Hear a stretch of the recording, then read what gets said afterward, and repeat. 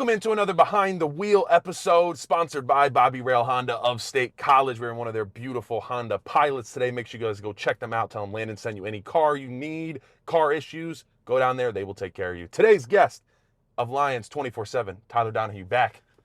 Taking a ride around State College with me, man. Yeah, it feels like we just did this, except everything has changed since then. It was right before the season started. It was a little bit more positive, I guess you could say. A lot more, I'd say. Yeah, just a touch. We were talking about how great everything would be, and someone actually commented. They're like, "Do you have any route for those videos?" And I'm like, "No, I literally just like drive. Like we're truly just going for a drive around State College, chopping it up, and we're gonna talk about a variety of things." Lions 24/7, you guys over there have been absolutely killing it. Make sure you guys go check them out. I will have the if you aren't already subscribed or tuned in, I'll put their link down below in the comment section. Thank you. Yeah, you guys are awesome on everything of the coaching search right now.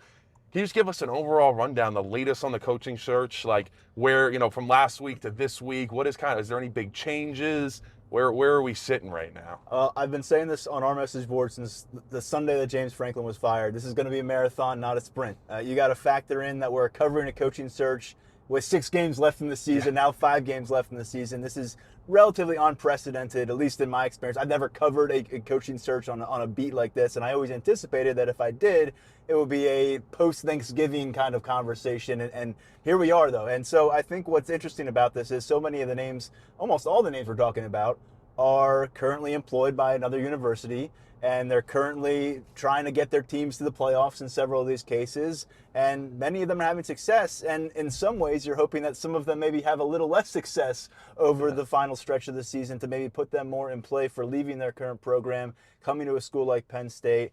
And I think it's very obvious to connect the dots from day one of this coaching search, what Matt Rule and Pat Kraft, their history, his history here as a State College high school grad, as someone who played for the Nittany Lions, connected to the Paterno era, which I know a lot of people appreciate. And then, of course, him and Pat Kraft working together at Temple, having just a sustained relationships with each other beyond that. And it's always an interesting dynamic in any industry when you talk about getting into business with a friend. And it can go one way or the other, and it can really go awry. And so I think right now, probably the biggest thing for me is watching how many people do not want Matt Rule. I know, it's crazy. I'm taking a sample size of our board especially, and our coaching search thread is like at 1.2 million views at this point. We got like 14,000 comments. So it's a pretty good net of who thinks about what on this team regarding the search. And I think right now with Matt Rule coming off that 24-6 loss on Friday night, everybody was able to kind of tune in. There's not a lot of Friday night football to watch on TV. And it looked really ugly. And it was a situation where Nebraska was finally ranked in the top 25. And so their schedule ahead, there's not a lot of layups there that I see. They could go from 5-1 to 7 wins, and they got to come here to Penn State. Imagine what happens if they lose to Penn State in Beaver Stadium in November. So I think that's been really interesting to see, because it felt like at first there's a clear point A to point B candidate out there. But then you start to unravel a little bit for Nebraska's program, and it's just going to be a very, very hard sell for Pat Kraft. And let's face it, he is now the face of the pressure on Penn State. Mm-hmm. For a long time, it was James Franklin. Franklin wore that pressure on his shoulders. I think you could say he didn't wear it too well this year on his shoulders. Mm-hmm. But he is removed from the situation. He's not in the Lash building anymore. He's not your punching bag anymore for people out there who are frustrated about Penn State. There's nothing he can do right now to influence positively or negatively how Penn State moves forward. James Franklin is now in a different entity. He's not attached to this program. Pat Kraft is the guy who stood there after firing James Franklin and making that decision and very loudly said, I'm not shy about winning championships. He cannot go make a hire that he doesn't feel can, on the other end, compete for national championships, get national championship games. Because if you say, oh, well, people are be appeased with consistent 10-win seasons, well, I just saw them not be appeased by consistent 10-win seasons. And so this is very much on Pat Kraft, and either way, it's going to be a potentially career-defining moment for him. So I think as much as we talk about the candidates out there and all the different names, and some of them flashy, some of them not so flashy, Pat Kraft is a central figure in this narrative moving forward. Yeah, I think you're right. I mean, you're at Temple as Pat Kraft, and then you're at Boston College, and you do a good job there. But there's not the pressure at those places like there is at Penn State to succeed. And you, as much as there was other people involved, it was probably at the end of the day like Pat Kraft he had to fire James Franklin. So like you said, it is on him. This is going to be a big hire. I'm curious to hear your opinion on this. Do you think, I mean, how lucrative would you say is the Penn State coaching gig? Now, I think Florida opening up definitely makes the question, is Florida more lucrative? But from a standpoint of where Penn State is right now, where there is going to be a lot of pressure for whoever comes here to win quickly. Now, you're going to get a lot of support because I think we just, how everything worked, we all know there were some people that weren't fully supporting football for one reason or another, and now everybody's like, hey, whoever comes in next is going to get the full thing. But is there a little bit of hesitancy of like, if I'm coming here, it's like, if I don't start winning big time in 2 years, then I'm in trouble as a head coach. And two, the game day situation with James Franklin and Nick Saban, and the whole it made Penn State fans look a little bit, I don't want to say ungrateful, but it was kind of like, oh, don't go, like, you better win now, you better do amazing, or else they're going to have pitchforks on your front lawn. And so that's what it kind of felt like. So how do you view the actual Penn State job in terms of for other coaches looking at it from the outside in? Let me start. I think Nick Saban kind of answered his own anger a little bit with some of his commentary. He brought up the fact that, James, you are the one who set these expectations so high. But also, look what happened with those high expectations. I mean, James Franklin wasn't shy about calling it the best personnel, the best staff he's assembled here. National championships the goal. And so when you lose to Oregon, yeah, that hurts. It feels like deja vu for everybody. Here we go again against a top 10 opponent, can't get it done. The offense takes a while to show up. But then when you lose back-to-back games when you're favored by more than 3 touchdowns, I think the failure to kind of address that on that game day set was pretty jarring to me. They brought up the Oregon loss, but I think Nick Saban answered those questions. The expectations were so high because James Franklin said it, and they fell so dramatically short of them. That's where they were in the conversation. I think regardless, if Penn State got to a 9-3 result this season, in my mind, I thought there was very much a chance we'd see a parting of ways. I thought, you get to the end of a relationship. Anyone who's ever dated someone can probably appreciate this. You get to toward the end of a relationship, you're sitting on the couch, you've had some great moments with this person, some really special memories, but both of you feel a bit unfulfilled, and you kind of turn to each other and say, are we still having fun? Yep. And the answer is no, and then you say, well, it's been great, here's a hug, good luck to you. If we run into each other on the street, I'll tell you look good, and I'll ask about your mom. So I think that I thought we might get to that point, but clearly Pat Kraft, and the way he described it to us last week in the press conference, felt it was untenable now for the locker room, for the community, I suppose, and perhaps for James Franklin himself after those 3 consecutive losses. And so he decided to go ahead, walk up those stairs and lash, and fire James Franklin. And so I don't think we had thought that would happen going into the season. I thought maybe at the end of the season it's something that could open up. But in terms of the pressure that you talk about, yeah, it's here, but it's at every marquee program. Everybody wants to win right now. In college football, it's no longer about, let me get my recruits in, let me get 3 or 4 classes in, grow them up. No, it's like, hey, what kind of wild are we working with, and how can we fill out the 2 deep right now to compete right now? Yeah. And if Indiana can do it, folks, if Indiana can do it, then anyone can do it, okay? Not anyone, but I mean anyone at this kind of level, Florida, Penn State. Now, the problem for me when you're comparing Penn State to Florida is that the Gators have been a revolving door of head coaching failure. They have had guys that they've come in and said, he's the one to take us back to prominence, and it hasn't worked out. And when it starts to happen over and over and over again for a school, I start to wonder just generally about the culture there. I start to wonder about the pyramid of leadership at a school like that. Miami has been in a similar place for a long time as well. We'll see if maybe they can get back on track. Mario Cristobal can prove he's a different sort of dude there. But I think that there's some similarities there between Florida and Miami in some ways. And then Florida just has, who's their athletic director going to be moving forward? That's not a resolved situation. All the way up to their entire university leadership right now is a question. What have we heard from James Franklin even before he was fired? There's great alignment here. It's the alignment I've always yearned for as a head coach. The last 2 years, he's hammered that home. He got this defensive coordinator that he really wanted. They've been able to do a lot for him, and I think they could have even done more for him this past offseason if he had wanted.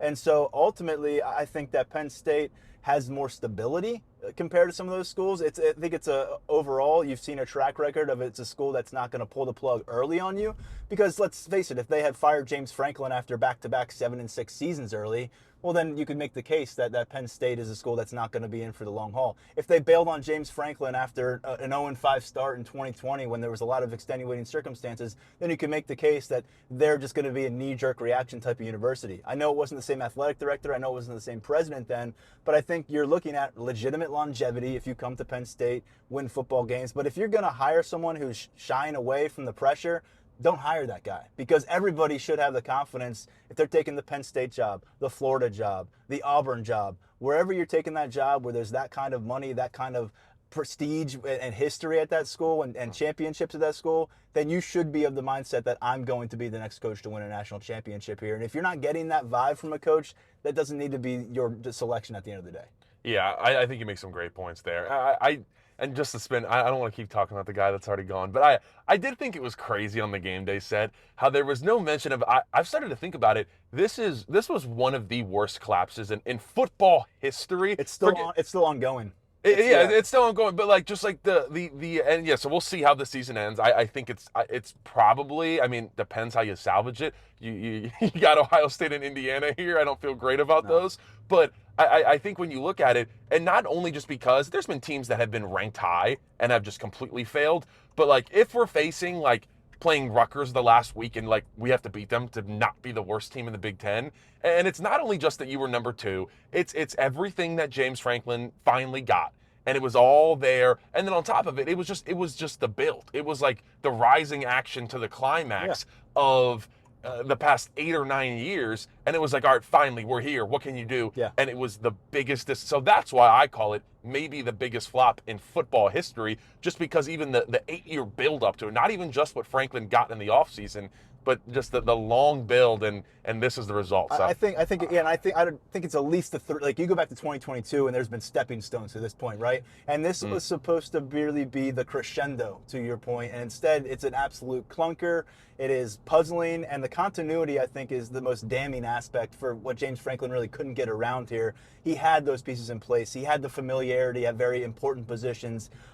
He went all in on certain guys and certain coaches, and when they fail you, that failure rises to the top. And obviously James Franklin maybe didn't do everything he could have in this situation, but I know that everybody was kind of like, we failed James Franklin, we're feeling a lot of guilt, and that's understandable. But ultimately, he's the captain of the boat, and it felt like everything was ready to go full cruise control towards the playoffs at least.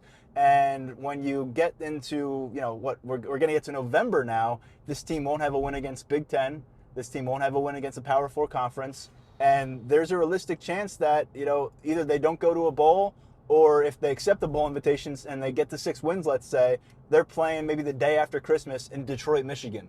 That is not at all what anyone could possibly come close to envisioning. And I think even if you said, what's the floor for this team back in August when we sat in this car, we would have said, 9-3 and go to the whatever they call in the Outback Bowl now or something like that. Yeah. You wouldn't have said they'll be fighting against Rutgers and the winner is going to be bowl eligible and to go to play in Detroit against a MAC team.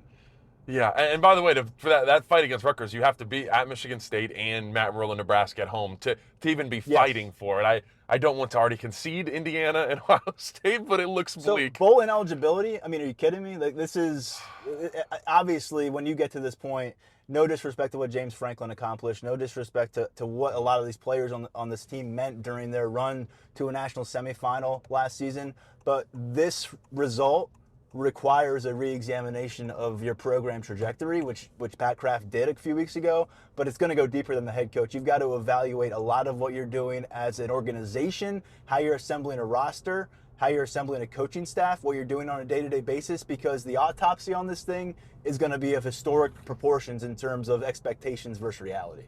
I think that's a great way to put it, and it's going. Yeah, there's a lot of people you got to put under a microscope right now, and I think we're doing that with obviously a lot of these different coaches. I want to bring up a thought to you here that last year in the 2024 college football playoffs, 8 of the 12 coaches in the playoffs were first-time head coaches. Now, some of those being Dabo Swinney, who was a first-time head coach for a long time, but you got Ryan Day, Lanning, Rhett Lashley, all these different guys.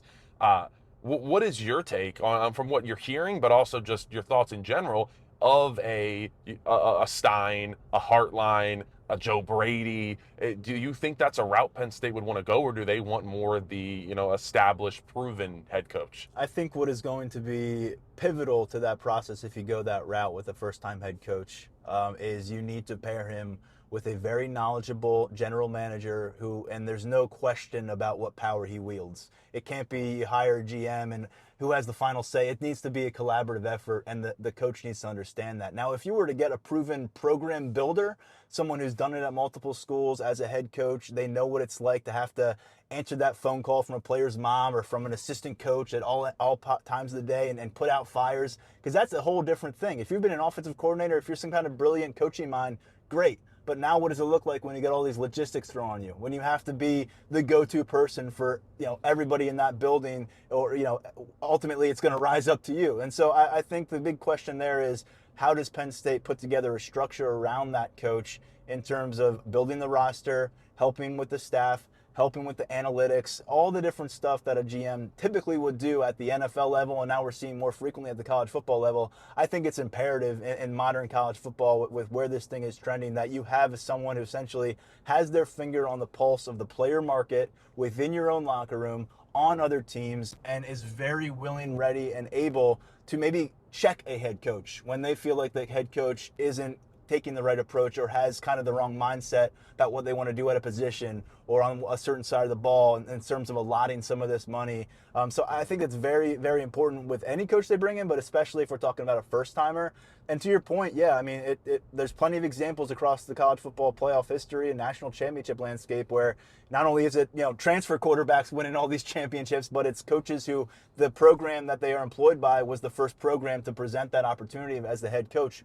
And so the name that I would probably pivot toward most from those that you mentioned would be Joe Brady, and there's a few reasons why. What he accomplished with LSU is historically tremendous as a passing game coordinator. And we could use some good passing, by the way. I mean, yeah, it's the passing game here has been absolutely ugly. It's going to absolutely crush them in recruiting. We're getting wide receivers, getting quarterbacks. It's not hard to negative recruit on Penn State in that realm, and it hasn't been for a while now. But I think when you look at Joe Brady, Joe Burrow, I think some people forget, had 18 career touchdown passes before that 2019 season. He was a starter in 2018 at LSU before Joe Brady was his pass game coordinator. He threw 16 touchdowns that season. Then he threw 60 touchdowns, more than anyone's ever thrown. And yeah, I get it. Jamar Chase, Justin Jefferson, but that's the offense that he was working within.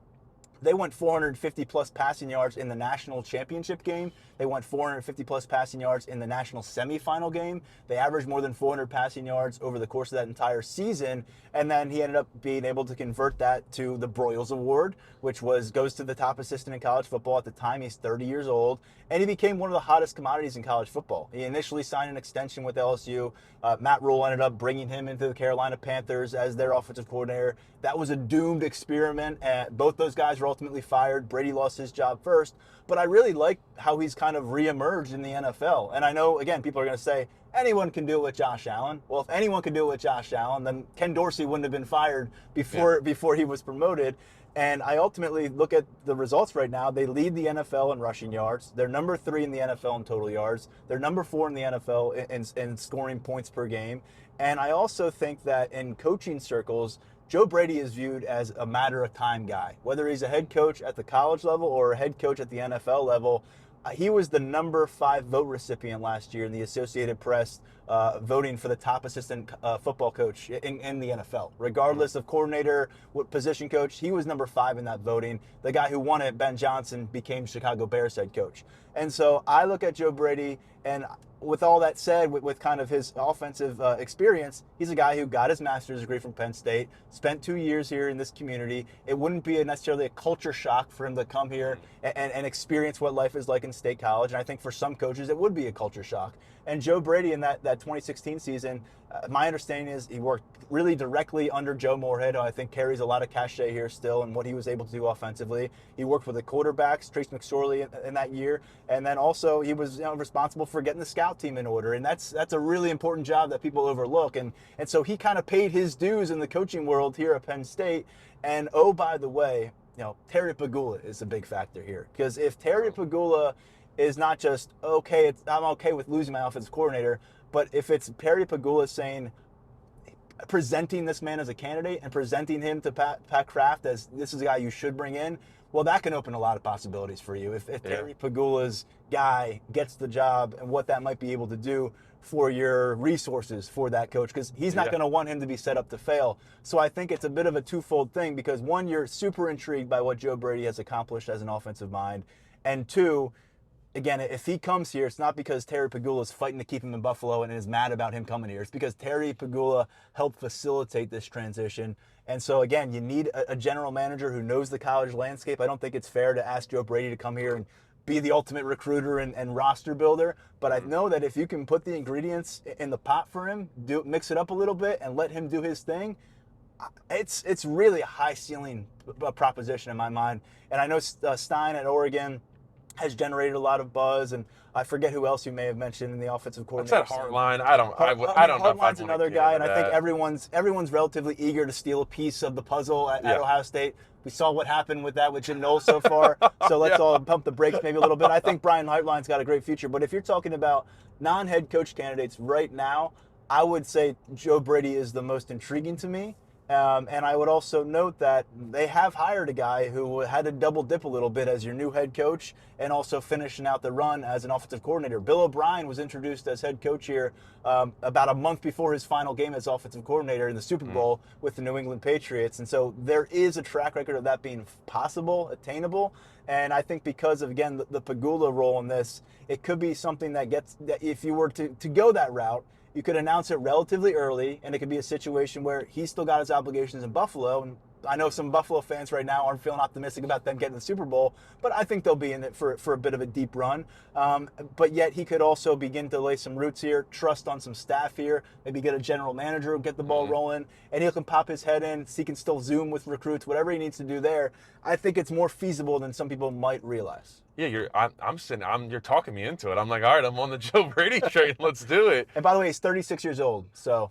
That was like the one thing about like Signetti and certain guys. That's like I don't know if we want to go into a guy that's already 60 plus years old. Now, what I will say, maybe the negative end with Joe Brady, aside from the lack of experience that you can point to and know you're going to get, is does an NFL team come calling with an offer that he can't refuse 2 years down the line or 1 year down the line, similar to Bill O'Brien, I suppose. But if he is willing to take this job now and has Pegula's blessing, and he's a guy that Pat Kraft feels convinced could do it, I think he needs to be in the discussion on the short list moving forward. And I know that there's a lot of trepidation about not having a guy who's done it before with different programs, but some of the guys we're talking about who've done it before at different programs, I don't know if there's much of a ceiling. I think there's more of a floor that you feel more comfortable about.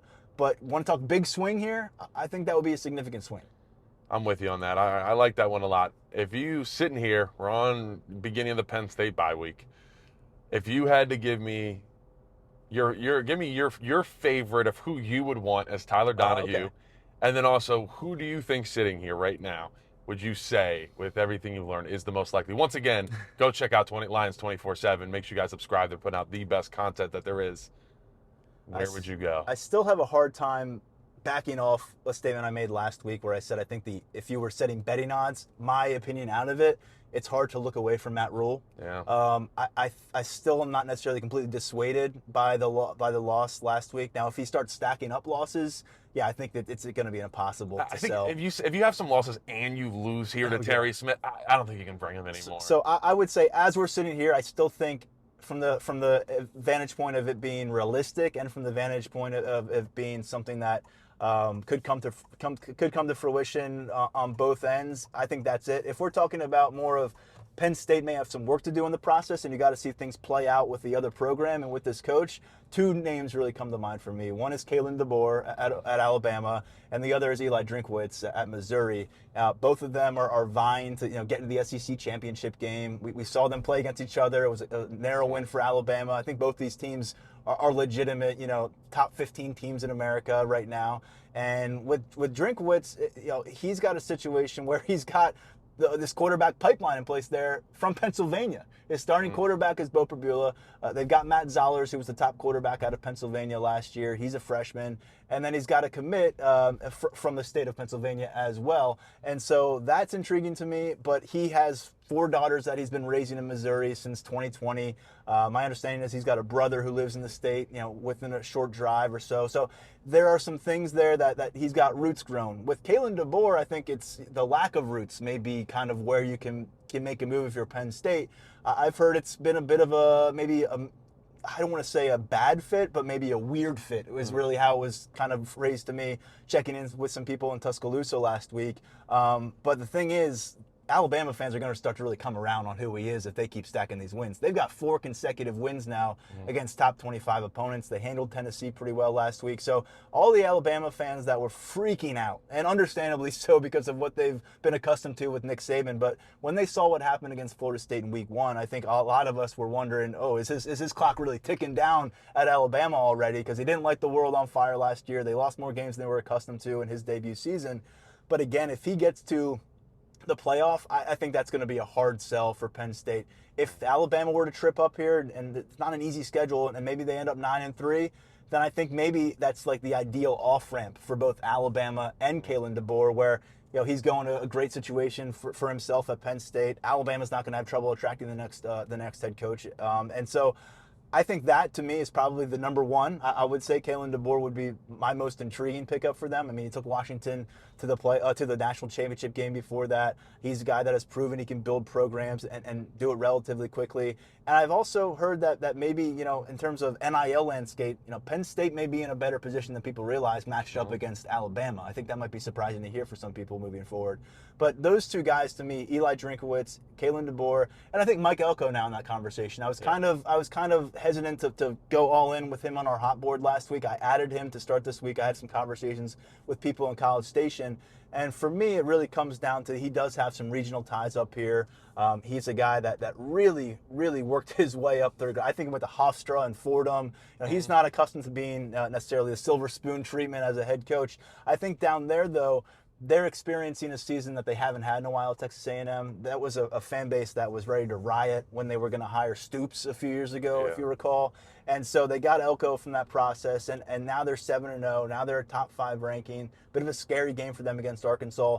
But I think when you look at what he has proven he can do at that level now, it's interesting. But you're not really going to outspend Texas A&M. If Texas A&M thinks they found the guy, I don't think you can say, well, we'll just spend to get him here. And they have the resources, pretty unlimited, as we saw. It didn't work out for Jimbo Fisher, but they have the unlimited resources that a lot of coaches would love and covet. So I think it really would have to be, come back to a region you're familiar with. He's from South Brunswick in New Jersey. He's a guy who is familiar with the recruiting territory here. But so is Drinkowitz. I should note he was a really pretty strong recruiter in New Jersey when he was down at NC State. He got one of the top players from the state, and Devin Leary at quarterback brought him down there. He's got a good history with quarterbacks. So I think you've got to get this. You got to look through a lot of different layers of dynamics and context. I don't think any candidate is created equally right now. But if I was kind of navigating through and saying who are guys I would feel confident can come in here and there wouldn't be some kind of drop off before we can move forward, it would probably be those 3 guys out of the SEC. But the more that these jobs open up and the more that agents are going to play that game, I think it becomes more difficult to actually pinpoint that someone's going to end up at Penn State. And so I think we're still in a situation where Matt Rule's in the corner of the room. It feels like he's kind of waiting to see how everything plays out for everybody else. And you want to figure out, are you going to get no's? Are you going to get yeses? But you probably have to wait until close to Thanksgiving to really read those situations at Alabama, at Missouri, at Texas A&M, because the wheels could fall off for those guys. And it's funny to say, the more they struggle down the stretch, it may be better for Penn State. But if those guys are surging down the stretch, why would they leave their situation? They've got a playoff caliber team. They've got the resources from their school. The community's going to love them. And so it's really hard for me to see 50,000-foot view why they would leave, come up to Happy Valley and start something new. Yeah, it's going to be one heck of just tailspin. Who knows what's going to happen? I know you guys will have it all covered over at Lions 24/7. I know our job opening is going to get leveraged to high hell from every single agent, so you're going to hear so much stuff. But like I said, you guys got it down pat over there, so make sure you guys go check them out. to talk a little bit about the actual Penn State football team right now. Still mid-season, aren't we? We're still here. We're still playing football, Tyler. We still have to go to the number one team in America that I think is far and away the number one team. Jim Knowles, Andy Kotelnicki, you really don't know what your future looks like. Like, how do you operate if you're them? Are you playing some young guys? Are you trying to help some of the guys that are here and just maybe try to help them up their draft stock a little bit? Because I think outside of Katron Allen and maybe it's a Kiwi. Like most of these guys, their draft stock's either the same or went down. How are you handling it? Are you looking at like I'm probably not going to be here? I might be here. Like how are you looking at that from their standpoint? I think there's room for everybody on this staff and everybody on this roster to wonder, is this my final 5 games with the Penn State logo on my chest? And that's a weird spot to be for people who maybe thought they were here for the long haul. I think at the end of the day, your professional obligation comes down to doing everything you can to win the game in front of you. That's why you were hired. You weren't hired to present style points. You weren't hired to highlight certain players here and there. That's part of your job, but your job is supposed to be to get the end of those 60 minutes and have more points than the other team, or to hold the other team under your point total. And right now, I think when you remove James Franklin from the equation for the first time since 2013, it allows you, I think, to have a bigger lens on his coordinators. And based on what we saw at Iowa, I mean, both those guys look very much replaceable right now. Yeah. And I know that it costs money to get rid of coaches in this industry. Penn State has shown a willingness to do that. But I just don't see coordinators who are adapting to personnel.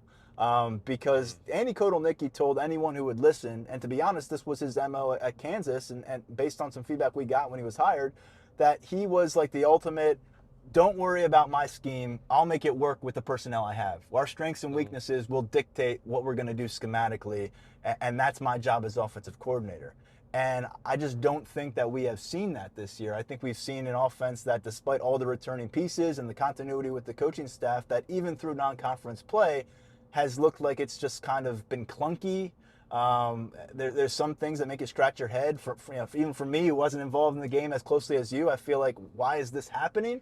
And then defensively, it's just, look, you had a 7-point lead over Oregon in overtime. You need a defensive stop. You don't get it. You had a 5-point lead with less than 5 minutes to go against Northwestern. You need a stop. You don't get it. You had a 5-point lead against Iowa with under 5 minutes to go again. You don't get that stop again. And against UCLA, your defense was so overwhelmed that you never actually had a lead to hold. And so to me, it's just like, if there's any one dynamic of this entire process that has been probably the most disappointing, aside from the sheer wins and losses themselves, it is that this defense has looked as unimpressive as any I've covered over a 9-season span. And James Franklin said when he hired Jim Knowles, just like he said when he hired Manny Diaz, and just like he said when he hired Tom Allen, is we've always played great defense here. That is a Penn State thing. That is not a coordinator thing. We're going to value what every coordinator brings, and Jim Knowles is going to bring this in, and he's going to look at things from a different way, and he's got this national championship experience now. But we are still going to be a bedrock in that department. And I mean, which Penn State fan right now wouldn't trade the results they've seen thus far for Tom Allen's results, or Manny Diaz's results, or Brent Pry's results? And when James Franklin and Pat Kraft are essentially banging their chest in January and saying, look what we just did, folks, are you in? Because we are. And this is what you get out of it. I mean, those Ohio State fans are hooting and hollering right now, and they're loving it. Oh, they're letting us have it, man. And I can't necessarily blame them, because one of the things that they kept saying was it's going to take time, it's going to take years, it's not going to look pretty. And if that was the case, if James Franklin had an inkling that could be the case, on this year of all years, that's a kind of a confounding decision. But ultimately, I think when you are talking about people in the industry, not just here at Penn State, we're saying this could be the best duo of coordinators in college football in 2025. And yet, when you're looking at reasons why James Franklin is no longer employed and no longer inside the Lash building, pretty easy to see the failures, I think, on both sides of the ball. The passing game has been so poor. I mean, and just not getting off to good starts offensively. They now have, in all 4 games, Landon, in the Big Ten, under 70 passing yards in the first half. In 3 of those 4 games, under 50 passing yards in the first half. I mean, what are you setting yourself up for? Oh. And then this whole reluctance to get Katron Allen involved like he's your best offensive player, which he has been all season.